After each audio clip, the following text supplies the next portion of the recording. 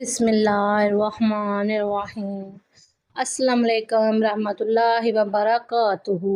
دوپہر کا وقت تھا، گرمیوں کا موسم تھا، مصر کی سرزمین تھی اور سلطان عبدالحمید کی عدالت لگ چکی تھی۔ سلطان عبدالحمید نے اپنی زندگی میں بہت سے ایسے فیصلے سنائے جن کو دیکھ کر عقل بھی حیران ہو جاتی ہے اور تاریخ بھی لکھنے پر مجبور ہو جاتی ہے، لیکن یہ مقدمہ اپنی نوعیت کے لحاظ سے بہت انوکھا اور مشکل ترین مقدمہ تھا، کیونکہ ایک عورت پر اس کا جرم ثابت ہونے کے بعد بھی سلطان عبدالحمید نے ایسی ترکیب نکالی کہ اس کو بے گناہ ثابت کر دیا اور تمام لوگوں کو حیرانگی اور پریشانی میں مبتلا کر دیا۔ وہ عدالت کوئی عام عدالت نہیں تھی، اس عدالت میں مصر کے بڑے بڑے قاضی، سلطان کے وزیر اور مشیر شامل تھے۔ سلطان عبدالحمید اس مقدمے کو سن رہا تھا۔ سلطان معظم کے سامنے ایک عورت کو پیش کیا گیا جس کو ایک مرد کے ساتھ زنا کرتے ہوئے پکڑا گیا تھا اور اس کے ساتھ گواہ بھی اپنی گواہی دے چکے تھے۔ تمام درباری سلطان معظم سے توقع کر رہے تھے کہ سلطان اس عورت کو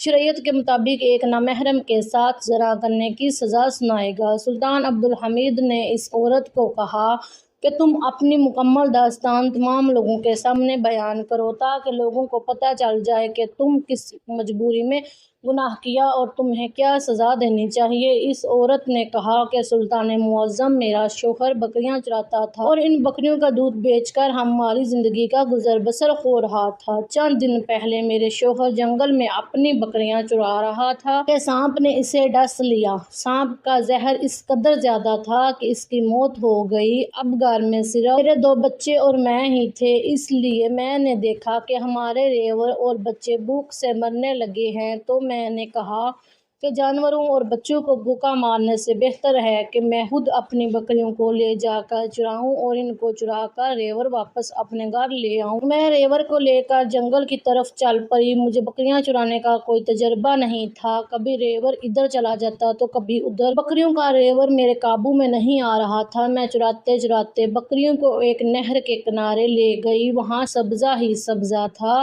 کیونکہ نہر خشک ہو چکی تھی اور نہر کے اندر بہت زیادہ سبزہ تھا، لیکن کم عقلی میں مجھے پتہ نہ چلا کہ میرے ساتھ پینے کے لیے پانی موجود نہیں۔ اگر مجھے پیاس لگے گی تو میں کیا کروں گی؟ بکریاں چرا رہی تھی، دھوپ کی تپش کی وجہ سے میری پیاس بڑھتی جا رہی تھی اور تھوڑا وقت گزرنے کے بعد میری پیاس میری برداشت سے باہر ہوتی جا رہی تھی۔ میں نے بکریوں میں دودھ دیکھا تو بکریوں میں دودھ نہیں تھا۔ میں نے اپنی بکریوں کے ریور کو وہیں چھوڑا اور اپنی پیاس بجھانے کے لیے پانی کی تلاش میں دوڑی۔ دوڑتے دوڑتے مجھے نہر کی دوسری طرف ایک اور چرواہا نظر آیا، وہ بھی میری طرح بکریاں چرا رہا تھا۔ مجھے ڈر لگا کہ مجھے اس کے پاس نہیں جانا چاہیے، لیکن جب میں نے سر پر پانی پھرتے دیکھا تو میں اس چرواہے کے قریب گئی اور اس سے کہا، بھائی جان، آپ کے پاس پینے کے لیے چند گھونٹ پانی کے ہوں گے؟ اگر آپ کے پاس پانی موجود ہے تو مجھے پانی دے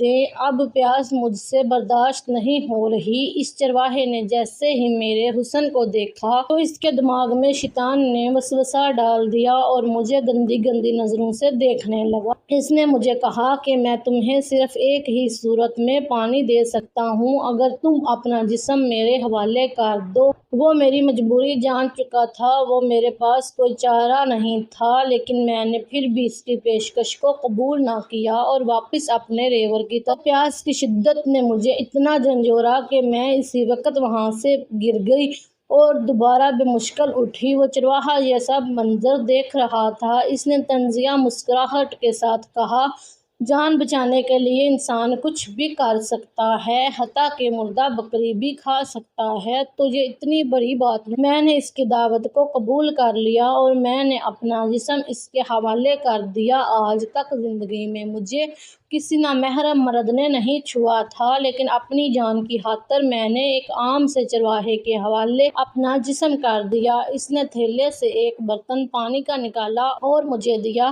میں نے پیٹ بھر کر پانی پیا، مجھے لگا کہ میں زندہ ہوں، اور پھر وہ چرواہا مجھے نہر کے نیچے لے گیا اور اپنی ہوس مٹانے لگا۔ ابھی یہ کام شروع ہی ہوا تھا کہ ادھر سے ایک زمیندار کے 3 ملازم وہاں سے نکلے۔ انہوں نے ہمیں دیکھ لیا اور مجھے پکڑ کر قاضی کی عدالت میں لے گئے۔ میں نے ان کو کہا کہ جتنا میں قصوروار ہوں اتنا ہی یہ چرواہا بھی ہے۔ تو انہوں نے کہا کہ یہ چرواہا ہمارے زمیندار کا خاص بندہ ہے، ہم اسے کچھ نہیں کہہ سکتے۔ تم نے اسے اپنے جسم کا لالچ دیا ہوگا اور اس لالچ میں یہ تمہارے بہکاوے میں آ گیا ہو، لہٰذا تم قاضی صاحب کے پاس چلو، وہ تمہیں شریعت کے مطابق سزا سنائیں گے کہ تم نے ایک نامحرم کو بہکاوے میں ڈال کر اس کو زنا کرنے پر آمادہ کر لیا۔ میں چیختی اور چلاتی رہی لیکن میری کسی بات پر کسی نے اعتبار نہیں کیا۔ جب قاضی صاحب کو جا کر ان تین نوکروں کی ساری صورتحال بتائی تو قاضی صاحب نے بغیر تحقیق ان جھوٹے گواہوں کے بیانات کے مطابق مجھے سزا سنانے کا فیصلہ کیا۔ میں نے دل میں سوچا کہ اپنی جان بچانے کی خاطر میں نے اپنی عزت داؤ پر لگا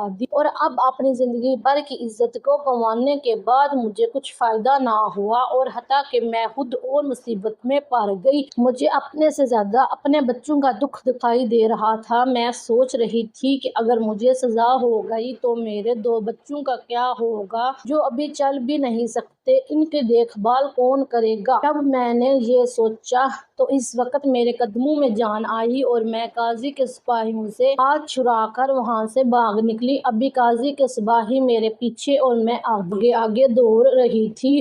دوڑتے ہوئے مجھے سلطان عبدالحمید کے سپاہی بھائیوں نے دیکھا۔ انہوں نے مجھے پکڑا اور پوچھا، اے خاتون، تو ننگے سر کیوں بھاگ رہی تھی؟ تو میں نے ان کو ساری صورتحال سے آگاہ کیا۔ سلطان عبدالحمید کے سپاہی سلطان کی طرح بہادر ایماندار انسان تھے۔ انہوں نے کہا کہ اب ہم آپ کو سلطان عبدالحمید یعنی اپنے سلطان معظم کی عدالت میں پیش کریں گے اور وہ آپ کا فیصلہ کریں گے۔ سپاہیوں نے مجھے عدالت میں پیش کیا۔ جب یہ بات سلطان عبدالحمید کو اس لڑکی نے بتائی تو سلطان عبدالحمید نے اس عدالت میں موجود مختلف قاضیوں سے پوچھا، آپ لوگوں کے علم کے مطابق اس عورت کا اب کیا فیصلہ ہونا چاہیے؟ تو تمام قاضیوں نے اپنی اپنی رائے دی۔ کسی نے کہا کہ گناہ تو بس گناہ ہوتا ہے اور گناہ کے بدلے میں صرف سزا ہی ہوتی ہے۔ تو کسی نے کہا کہ یہ عورت بکریاں چرانے ہی کیوں گئی تھی، اسے اپنے گھر میں ہی رہنا چاہیے تھا۔ تو کسی نے کچھ کہا، کسی نے کچھ کہا۔ اب تمام قاضیوں کے بیانات سلطان کو پتہ چل گئے تو اس عورت کو سزا ہو اور عورت کو ایک نامحرم مرد کے ساتھ اپنے گناہ کا اقرار بھی کر چکی تھی۔ پھر سلطان عبدالحمید نے فرمایا، میرے پیارے نبی حضرت محمد صلی اللہ علیہ وآلہ وسلم کی حدیث مبارکہ کے مفہوم کے مطابق اگر عورت جبری زنا کرے تو اس پر کوئی سزا عائد نہیں ہوتی، لیکن اگر کوئی میری اس بات کو ٹھکرا سکتا ہے تو صحیح، ورنہ اس عورت کو باعزت رہا کیا جاتا ہے۔ میرے معجمہ میں کسی کے پاس بھی کوئی دلیل نہیں تھی۔ اس عورت کے منہ سے گناہ کا اقرار کرنے کے باوجود اس کو سزا سنا سکتے۔ اب سلطان معظم نے اس عورت کو باعزت رہا کر دیا اور سلطان نے حکم دیا، ابھی اور اسی وقت قاضی اور اس چراہے کو پکڑ کر عدالت میں حاضر کیا جائے۔ عدالت جاری تھی۔ سلطان عبدالحمید کے سپاہی اسی وقت روانہ ہوئے اور قاضی اور چرواہے کو سلطان کے سامنے پیش کر دیا۔ سلطان عبدالحمید نے اس چرواہے سے کہا کہ تم نے ایک گھونٹ پانی کے بدلے میں جو مانگا جو کہ تمہارا اپنا نہیں تھا، کیا تم نے اس پانی کے سکے ادا کیے تھے اور اس کے بدلے میں تم نے ایک باکردار عورت کی عزت کو لوٹ لیا؟ اور پھر قاضی سے مخاطب ہوا کہ اتنا بڑا عہدہ جس مقصد کے لیے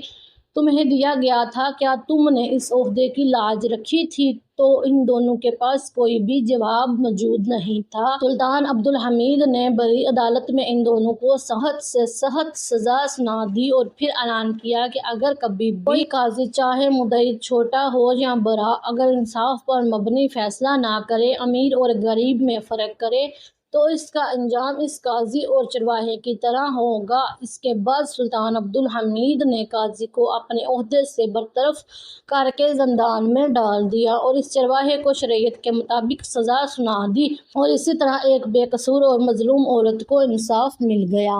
ویڈیو کو لائک، شیئر اور چینل کو سبسکرائب کیجیے گا۔ جزاک اللہ۔